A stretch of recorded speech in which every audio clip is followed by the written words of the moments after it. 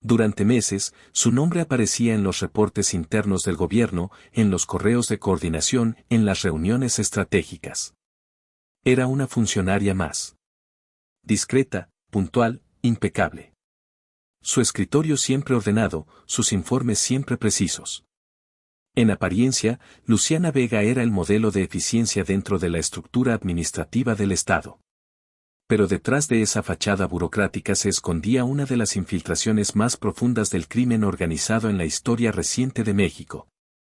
La mañana del 12 de septiembre, la Secretaría de Seguridad Ciudadana de la Ciudad de México confirmó lo que por semanas había permanecido bajo reserva. Ha sido detenida una servidora pública vinculada con una célula de inteligencia financiera del cártel Jalisco Nueva Generación. El nombre no se reveló de inmediato. Pero en cuestión de horas, las filtraciones comenzaron a correr por los pasillos de los medios. Una mujer joven, abogada, con formación en políticas públicas y rostro familiar para varios funcionarios. Luciana Vega, 34 años, jefa de análisis en una dirección intermedia del gobierno federal. Su arresto no ocurrió en un operativo violento, ni en una persecución cinematográfica. Ocurrió en el silencio frío de una oficina iluminada por fluorescentes. A las 9:47 de la mañana, 3 agentes de la Policía de Investigación entraron al edificio de gobierno en Avenida Insurgente Sur. Luciana estaba revisando un expediente. No intentó escapar, no dijo palabra. Solo preguntó. ¿Ya lo saben todos? Lo sabían.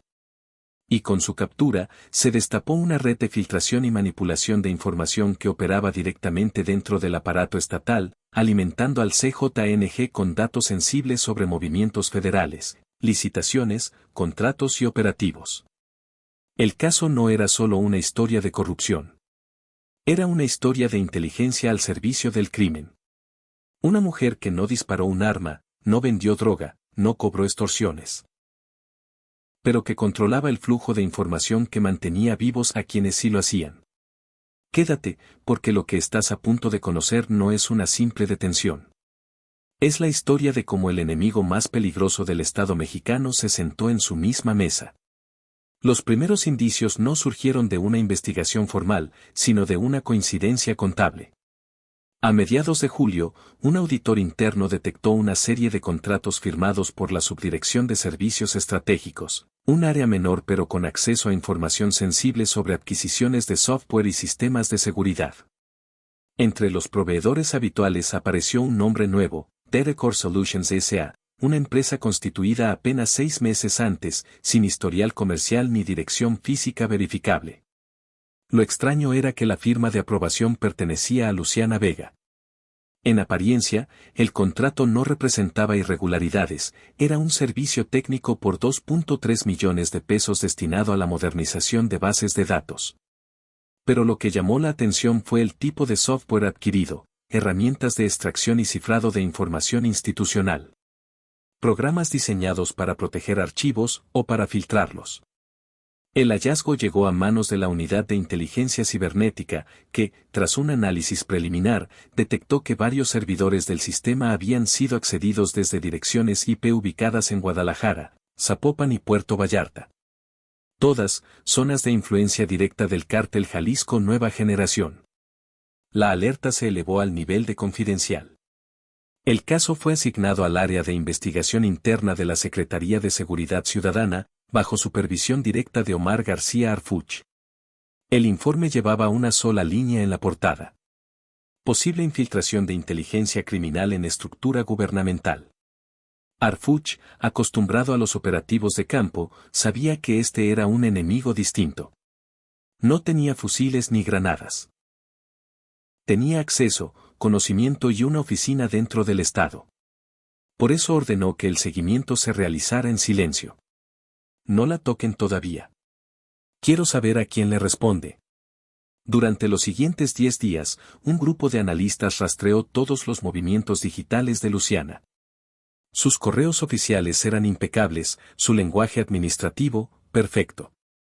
Pero en las noches, desde su domicilio en la Colonia del Valle, conectaba un equipo externo con una red encriptada que enviaba paquetes de datos a un servidor en la costa de Jalisco. Cada envío coincidía con los días en que se realizaban operativos federales contra células del CJNG. En otras palabras, Luciana anticipaba los movimientos de las fuerzas del Estado y los entregaba a cambio de dinero. Aunque su salario oficial era de 42,000 pesos mensuales, los registros financieros mostraban depósitos regulares en criptomonedas equivalentes a más de $500,000 de pesos. Su vida, sin embargo, no reflejaba lujos. No tenía autos costosos, ni propiedades a su nombre. Vivía en un departamento de renta modesta, sin personal ni escoltas. Era invisible. Y esa invisibilidad era su mayor protección. El CNI determinó que Vega no actuaba sola. Los rastreos de red mostraban conexiones recurrentes con un perfil bajo el alias de Z41. El mismo usuario aparecía en foros de mensajería utilizados por células de inteligencia del CJNG en Guadalajara. Luciana, al parecer, era la pieza central de una red que vendía información oficial a precio de oro. La operación recibió el nombre clave papel de seda, en referencia al material que cubre algo frágil sin revelar su contenido. El objetivo era vigilarla sin que lo notara, identificar a sus contactos y descubrir el flujo completo de la información filtrada. Los agentes siguieron sus pasos durante semanas. Luciana salía de casa cada día a las 7:25, tomaba café en la misma esquina, saludaba al guardia del edificio y trabajaba hasta tarde. Una rutina perfecta, sin grietas. Hasta que una noche, un patrón de conducta cambió. Su computadora permaneció encendida 5 horas después del cierre del sistema. Los analistas accedieron a los registros y hallaron una serie de archivos cifrados bajo nombres de flores, orquídea, magnolia, dalia. Cada uno correspondía a operativos federales en curso. El fraude no era financiero, era estratégico. El CJNG no necesitaba comprar armas para ganar terreno, bastaba con comprar información. Y Luciana Vega era quien se las vendía. Cuando Harfuch leyó el informe final de ese bloque de análisis, escribió una sola frase al margen. Cuando el crimen deja las calles y entra a los escritorios, la guerra cambia de idioma. El 21 de agosto, el caso pasó oficialmente al rango de alto riesgo institucional. Solo 6 personas conocían su existencia. El protocolo requería discreción absoluta, ni correos, ni reportes digitales, ni llamadas abiertas. Todo se haría bajo el código papel de seda, un operativo diseñado para atrapar a un enemigo que no disparaba, sino que digitaba.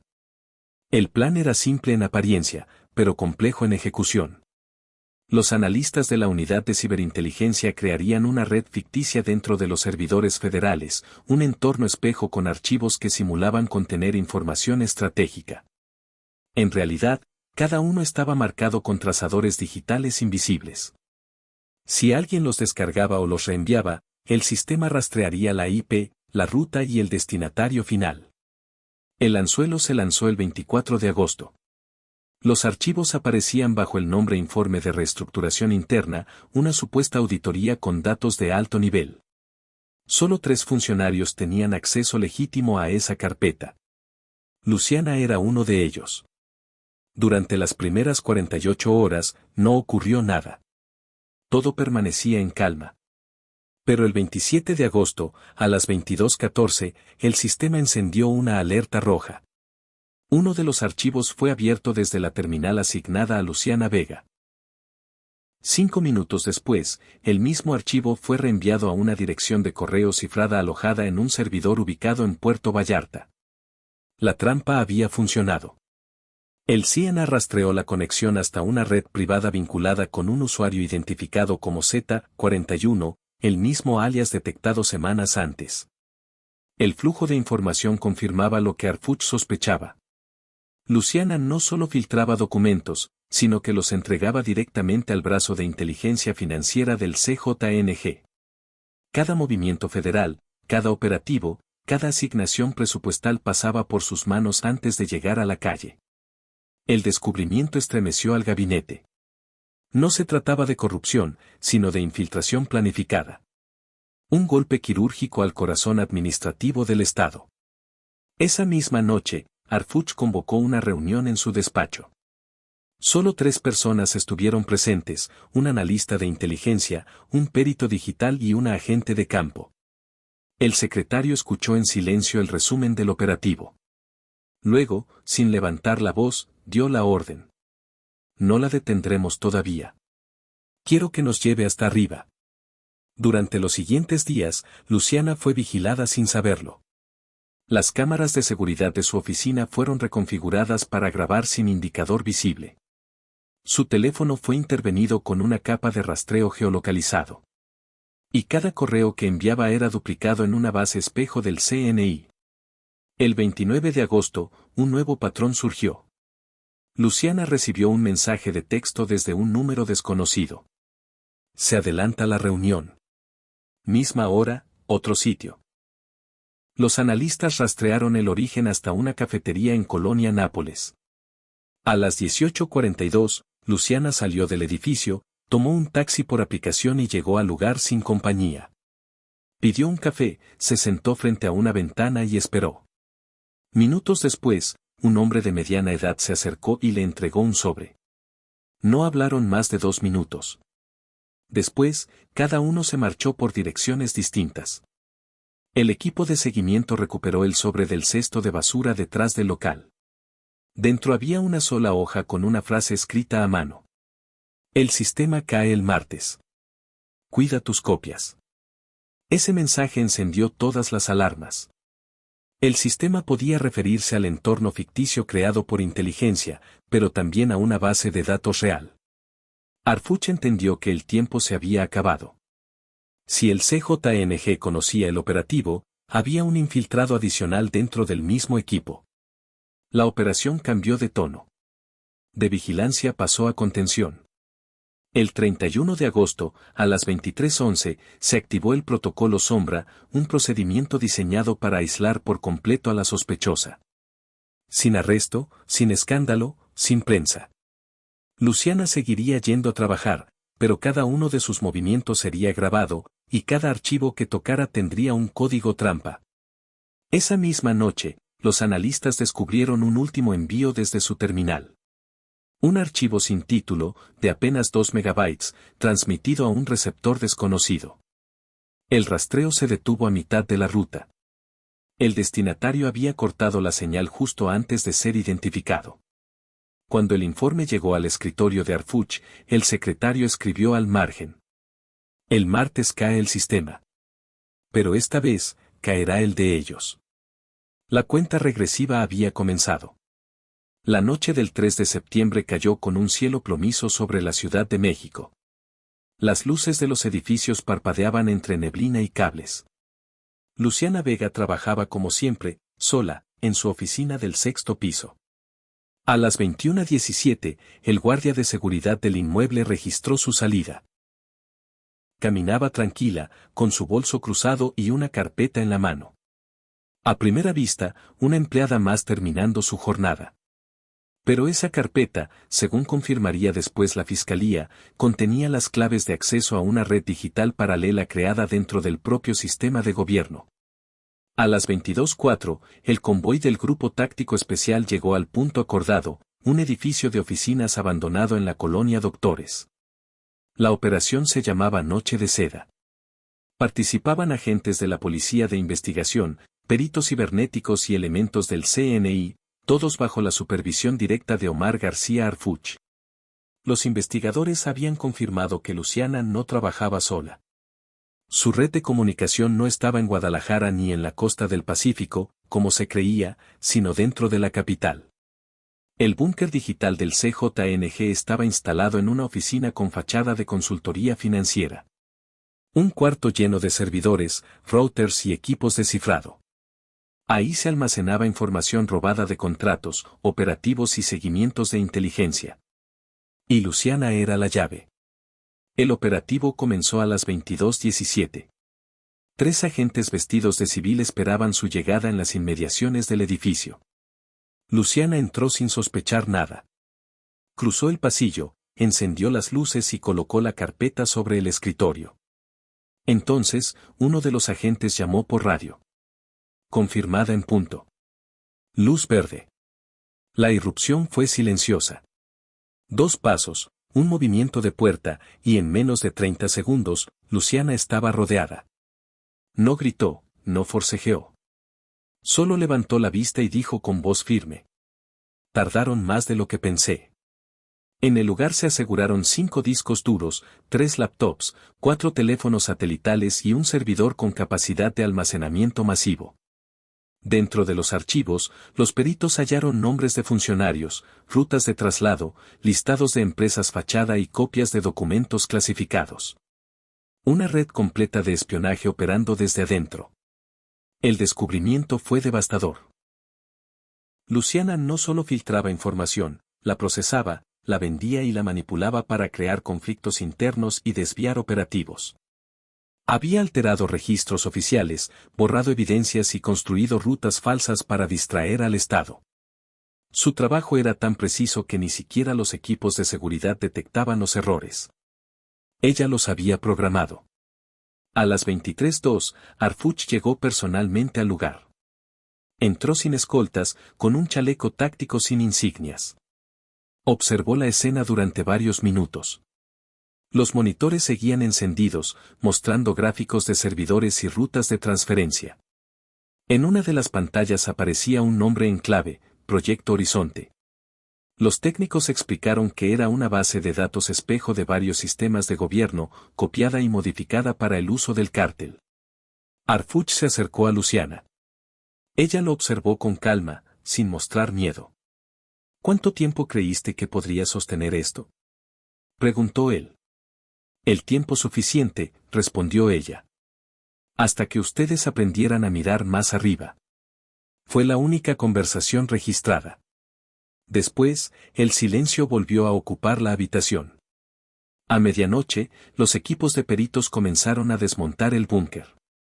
Cada dispositivo era tratado como evidencia de alto nivel. Los informes posteriores confirmaron que Luciana Vega había operado durante al menos 28 meses dentro de la estructura gubernamental, filtrando información a cambio de recursos y protección. Sus contactos directos incluían 2 funcionarios federales, un exdiputado y un asesor financiero con vínculos en Jalisco. El caso no solo reveló la magnitud de la infiltración, sino el alcance del CJNG en la esfera institucional. Por primera vez, el crimen no atacaba desde afuera, lo hacía desde el corazón del Estado. A las 0:43, la detención fue reportada oficialmente como sin incidentes. Pero en los canales internos del Gabinete de Seguridad, la noticia corrió con otra frase. Cayó la invisible. Esa noche, Harfuch escribió en su libreta una sola línea. El enemigo no siempre lleva máscara.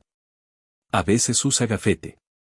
El amanecer del 4 de septiembre encontró al país con una noticia que se expandió como pólvora.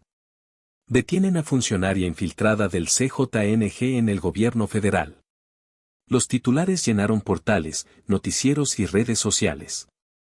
Durante años se había hablado de corrupción, de nexos, de complicidades. Pero nunca con un nombre tan concreto, con una historia tan calculada. Luciana Vega se convirtió en el símbolo de un nuevo tipo de enemigo. Uno que no porta armas, pero tiene acceso a cada documento, cada decisión y cada paso del Estado. En el Palacio Nacional, la presidenta Claudia Sheinbaum recibió el informe completo del caso. El documento, clasificado como de alta confidencialidad, describía paso a paso cómo una servidora pública había logrado infiltrar sistemas de información durante casi 3 años sin levantar sospechas. No había narcomensajes, ni fotografías de armas, ni violencia visible. Solo códigos, cuentas cifradas y una red de silencio. La mandataria ordenó reforzar las medidas de control interno en todas las dependencias. La Auditoría Superior de la Federación inició una revisión exhaustiva de contratos, consultorías y sistemas digitales en cada secretaría. El caso Luciana Vega se convirtió en un punto de inflexión, una advertencia sobre la vulnerabilidad de las instituciones. En conferencia de prensa, un reportero preguntó si existían más infiltrados. La respuesta de Omar García Harfuch fue directa. El crimen se adapta. Y nosotros también. Esa frase recorrió el país entero. No era un eslogan, era un diagnóstico. Porque la verdadera batalla ya no se libraba en las calles, sino en los despachos, en las redes de información, en la inteligencia artificial y los sistemas de datos. La guerra había cambiado de escenario. Y con ella, también la estrategia del Estado mexicano. Mientras tanto, Luciana Vega fue trasladada al Centro Federal de Readaptación Femenil número 16, en Morelos. Durante su traslado no dijo una sola palabra. Solo pidió conservar su laptop personal, lo cual fue negado. Los custodios declararon que, al bajar del vehículo, la detenida sonrió. Una sonrisa leve, casi imperceptible, como quien sabe que su obra no termina con su captura. Días después, los peritos descubrieron una última pista en uno de los servidores decomisados. Un archivo oculto bajo el nombre Proyecto Horizonte, el mismo visto en las pantallas del búnker. Dentro, un código de texto con una frase encriptada. Nadie mira a quien sostiene la lámpara. Los analistas interpretaron el mensaje como una advertencia. No hablaba de ella, sino de los que aún permanecían dentro. Y con eso, la historia dejó de ser un caso cerrado y se convirtió en una investigación abierta. En los noticieros, el país debatía si Luciana era un producto del sistema o una anomalía.